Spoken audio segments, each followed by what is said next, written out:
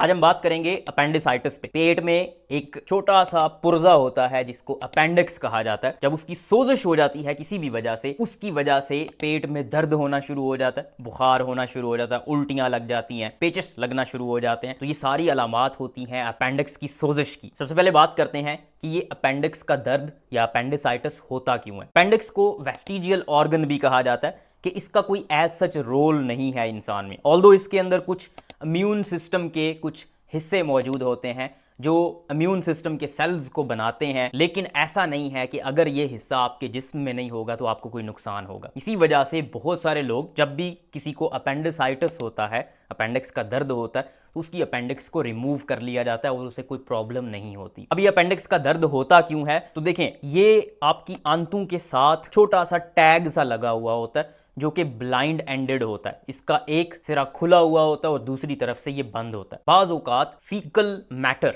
Stools इसके अंदर चले जाते हैं और वहां पे जाके वो हार्ड हो जाते हैं और वहां से बाहर नहीं निकलते, और जब वो उसके अंदर ही रहते हैं तो वहां पे बैक्टीरिया ग्रो करते हैं जिसकी वजह से सोजिश होना शुरू हो जाती है। और जब सोजिश होती है तो फिर आपको पेट में दर्द होता है। पेट में दर्द भी नाफ के इर्द गिर्द सबसे पहले शुरू होता है, फिर वो दर्द नाफ से निकल के आपकी दाएं जानब पेट के निचले हिस्से में होना शुरू हो जाता है। और जब आप वहां पे, जहां पे दर्द हो रहा है, वहां पे जब आप दबा के छोड़ते हैं उसको, तो दर्द बहुत ज्यादा होता है। इसे रीबाउंड टेंडरनेस कहते हैं और ये भी एक अलामत होती है अपेंडिसाइटिस की। इसके अलावा बुखार होना शुरू हो जाता है क्योंकि वहां पे इन्फेक्शन हो गया अपेंडिक्स के हिस्से में, इसकी वजह से बुखार हो जाएगा, उल्टियां लगना शुरू हो जाती हैं, लूज स्टूल्स हो जाते हैं। तो ये अलामात होती हैं अपेंडिसाइटिस की। अब अपेंडिसाइटिस अगर आप इसको ठीक ना करवाएं तो प्रॉब्लम ये है, क्योंकि वहां पे सोजिश हो गई है तो अपेंडिक्स के फटने का खतरा होता है।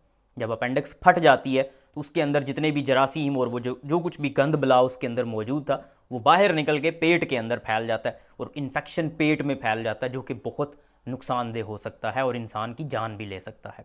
इसी वजह से अगर अपेंडिक्स का दर्द हो तो सबसे पहले उसकी इन्वेस्टिगेशंस करवाई जाती हैं। देखा जाता है कि वाकई में ये अपेंडिक्स का दर्द है या किसी और वजह से दर्द हो रहा है। और इसके लिए इन्वेस्टिगेशंस, पहले तो खून के कुछ टेस्ट्स किए जाते हैं जिसमें इन्फेक्शन के मार्कर्स ऊपर गए होते हैं, जिससे पता चल जाता है कि इन्फेक्शन हो रहा है। फिर उसके बाद अल्ट्रासाउंड स्कैन किया जाता है या सीटी स्कैन किया जाता है और वहां से हमें पता चलता है कि अपेंडिक्स की सोजन हुई है या नहीं हुई। और फिर जब अपेंडिक्स की सोजन कंफर्म हो जाती है तो फिर इसको लैप्रोस्कोपिकली, जो कैमरे के जरिए सर्जरी की जाती है, जिसको की होल सर्जरी भी कहते हैं, उसके जरिए उसको रिमूव कर दिया जाता है। या फिर अगर बहुत ज्यादा कॉम्प्लिकेशन हो गई है तो फिर एक बड़ा सा चीरा देके, जिसको लेप्रोटमी कहते हैं, उसके जरिए इसको बाहर निकाल लिया जाता है। इसका सबसे बेहतरीन हल सर्जरी ही है। जब सर्जरी हो जाएगी, अपेंडिक्स को रिमूव कर दिया जाएगा, उसके बाद आपको ये दर्द नहीं होगा। लेकिन अगर आप सिंपल एंटीबायोटिक्स ले लेते हैं और दर्द की दवाई ले लेते हैं तो हो सकता है, बहुत कम चांसेस हैं, लेकिन हो सकता है कि इन्फेक्शन ठीक हो जाए, आप बेहतर महसूस करें। लेकिन हमेशा चांस रहेगा कि आपको ये इन्फेक्शन दोबारा हो जाए, दोबारा से अपेंडिसाइटिस हो